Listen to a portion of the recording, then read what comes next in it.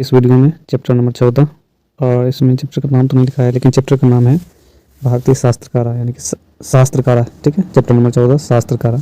तो आज के इस वीडियो में हम लोग देखेंगे शास्त्र के बारे में पढ़ेंगे। ठीक है, कि शास्त्र कितने होते हैं, वेद कितने होते हैं, वेद के अंग कितने होते हैं, और दर्शन शास्त्र कितने होते हैं, और उन सभी के प्रवर्तकों का नाम जानेंगे। यहाँ से 2 objective question board of point of view से इम्पोर्टेंट है। ठीक है, तो इस चैप्टर को हम देखते हैं इसमें क्या है। तो इसमें बताया गया है कि भारतीय शास्त्रों की एक महान परंपरा सुनने को मिलती है।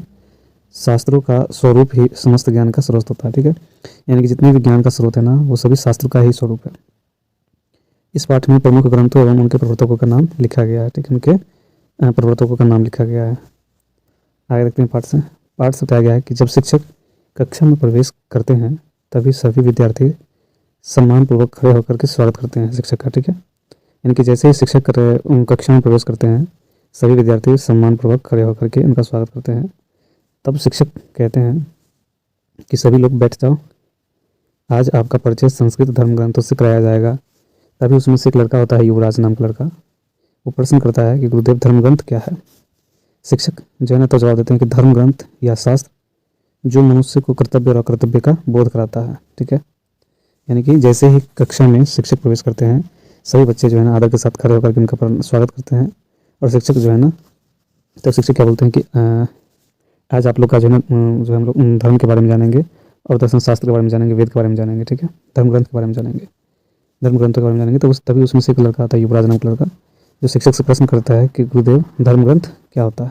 ठीक है, तब देखिए शिक्षक क्या जवाब देते हैं, कहते हैं कि धर्म ग्रंथ या शास्त्र जो मनुष्य को कर्तव्य और अकर्तव्य का बोध कराती है, यानी कि मनुष्य को क्या क्या करना चाहिए और क्या क्या नहीं करना चाहिए, इस चीज़ का बोध जो कराते हैं उसी को क्या बोलते हैं, धर्म ग्रंथ या शास्त्र बोलते हैं। ठीक है, इनकी जिस माध्यम से मनुष्य को सांसारिक विषयों या मानव निर्मित के प्रति वैराग्य का समुचित ज्ञान होता है, उसे ही धर्म शास्त्र कहते हैं।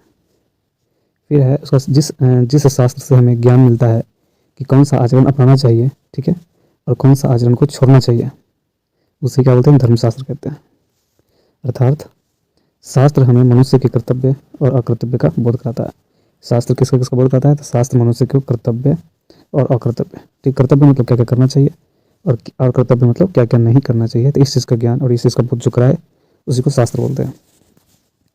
शिक्षक सर्वप्रथम 6 ग्रंथ हैं। ठीक है, और शिक्षक जो है तो जवाब देते हैं। फिर शिक्षक जो है बताते हैं कि जो धर्म ग्रंथ होते हैं, ग्रंथ जो होते हैं 6 होते हैं, जो वेदों का हिस्सा है। ठीक है, यानी कि वेदों का हिस्सा है, उसकी संख्या कितनी होती है, 6 होती है। जो वेद का हिस्सा होता है, जो वेद का अंग होता है, जो वेद का अंग होता है उसे बोलते हैं वेदांग। क्या बोलते हैं, वेद के अंग को क्या बोलते हैं, वेदांग। और वेदांग की जो कुल संख्या होती है 6 होती है। और वेद की संख्या कितनी होती है, तो वेद की जो संख्या होती है ना वो 4 होती है। ठीक है, जिसमें सबका पहला क्या होता है, पहला जो होता है आपका ऋग्वेद होता है। ठीक है, ऋग्वेद होता है, ऋग्वेद। दूसरा होता है सामवेद, सामवेद।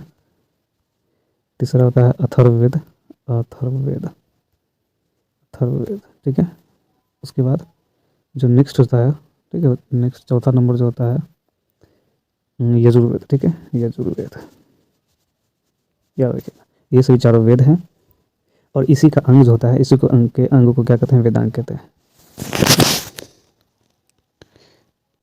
अब आगे देखते हैं वेद के जो अंग होते हैं वो 6 होते हैं। ठीक है, वेद के कितने अंग होते हैं, 6 अंग होते हैं।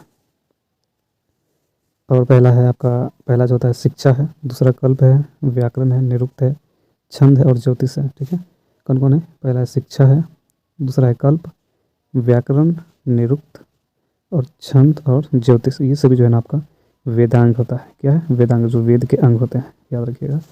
अब उसमें से है पहला है आपका, पहला है शिक्षा। शिक्षा किसे कहते हैं, जो उच्चारण का ज्ञान देता है, जिसमें उच्चारण प्रक्रिया का बोध होती है, उसी को बोलते हैं शिक्षा। ठीक है, और शिक्षा का जो है ना प्रवर्तक या लेखक, याद रखिएगा, शिक्षा का जो लेखक है या प्रवर्तक है पाणिनि है। कौन है, पाणिनि। क्वेश्चन यहाँ से बनता है। ठीक है, उसके बाद दूसरा है कल्प। कल्प किसको कहते हैं, कल्प एक सूत्रात्मक कर्मकांड ग्रंथ होता है और इसके जो है ना प्रवर्तक 4 हैं, बौधायन, भारद्वाज, गौतम और वशिष्ठ। तीसरा है व्याकरण। व्याकरण किसे कहते हैं, तो जिसमें शुद्ध शुद्ध पढ़ना लिखना आ जाए, बोलना आ जाए, वो सब व्याकरण कहलाता है। और इसके प्रवर्तक का नाम क्या है, पाणिनि। उसके बाद चौथा है आपका निरुक्त। इसका निरुक्त किसी को कहते हैं, जिसमें कार्य वेद का अर्थ होता है, कि यानी कि जो भी कार्य करते हैं हम लोग, तो इसमें कार्य करने के नियम जिसमें बताया जाता है, समझाया जाता है, उसको निरुक्त बोलते हैं। निरुक्त का जो है ना प्रवर्तक का नाम यास्क है, और छंद का पिंगल है। ठीक है, छंद का क्या है, पिंगल है। और ज्योतिष का जो है ना खगोलीय ज्ञान, जिस ज्योतिष किसको कहते हैं, ज्योतिष को बोलते हैं, खगोलीय ज्ञान को ज्योतिष बोलते हैं। ठीक है, उनके प्रवर्तक का नाम लगध है। ठीक है, लगध या लगधर, लगध या लगधर। उसके बाद है, ये सभी तो वेद के अंक थे। वेद के अंक किसके हैं, 6 हैं। शिक्षा, पहला है शिक्षा, और शिक्षा के प्रवर्तक कौन है, तो शिक्षा के प्रवर्तक पाणिनि है। ठीक है, कल्प के है बौद्ध, आयन, भारद्वाज, गौतम और वशिष्ठ। तीसरा है आपका व्याकरण, और व्याकरण का जो है प्रवर्तक का नाम भी पाणिनि है। और शिक्षा मतलब शिक्षा का और व्याकरण का दोनों के प्रवर्तक जो है ना, दोनों के प्रवर्तक कौन है, पाणिनि है। ठीक है, याद रखिएगा। चलिए, उसके बाद है आपका आगे निरुक्त। तो निरुक्त के जो प्रवर्तक हैं ये यास्क हैं, छंद के कौन है, पिंगल है, और ज्योतिष का लगध है या लगधर। अब पढ़ते हैं वेदों की संख्या। पहले जान जाते हैं वेदों की संख्या, क्योंकि जितने भी स्टूडेंट पढ़ रहे थे सब वेदों के अंगित है। तो वेद की संख्या जो होती है 4 होती है। पहला है ऋग्वेद, और ऋग्वेद को सबसे पुराना वेद कहा गया है। सामवेद उसको बोलते हैं जिसमें संगीत के बारे में पता चलता है। अथर्ववेद क्या होता है, तो अथर्ववेद होता है जिसमें जो सबसे नया वेद होता है ना, जो सबसे नया नवीनतम वेद है, जिसमें जादू टोना के बारे में पता चलता है। अथर्ववेद होता है यजुर्वेद, यज्ञ के नियमों के बारे में पता चलता है, उसको बोलते हैं यजुर्वेद। ठीक है,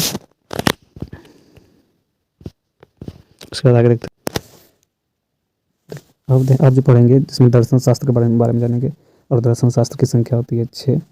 पहला है सांख्य दर्शन, और सांख्य दर्शन के जो प्रवर्तक है कपिल है। ठीक है, सांख्य दर्शन का प्रवर्तक कौन है, कपिल है। दूसरा है योग दर्शन, और योग दर्शन के जो प्रवर्तक है पतंजलि है। ठीक, तीसरा है न्याय दर्शन, और न्याय दर्शन के जो प्रवर्तक है वो गौतम है। चौथा है वैशेषिक दर्शन, और उसका कौन है, कनाद है। ठीक है, पाँचवा है मीमांसा दर्शन, और मीमांसा दर्शन के जो प्रवर्तक है वो जैमिनी है। उसका छठा है उसका जो छठा है ना आपका वेदांत दर्शन है।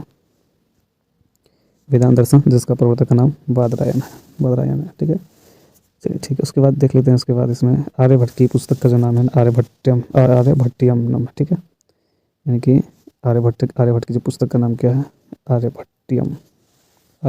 ठीक है, उसके बाद देख लेते हैं कि कृषि विज्ञान है, एक है कृषि विज्ञान, और कृषि विज्ञान के जो प्रवर्तक नाम क्या है, पराशर। याद रखिएगा, ऑब्जेक्टिव के पॉइंट ऑफ व्यू से बहुत इंपॉर्टेंट है। कृषि विज्ञान के जो प्रवर्तक है वो पराशर है।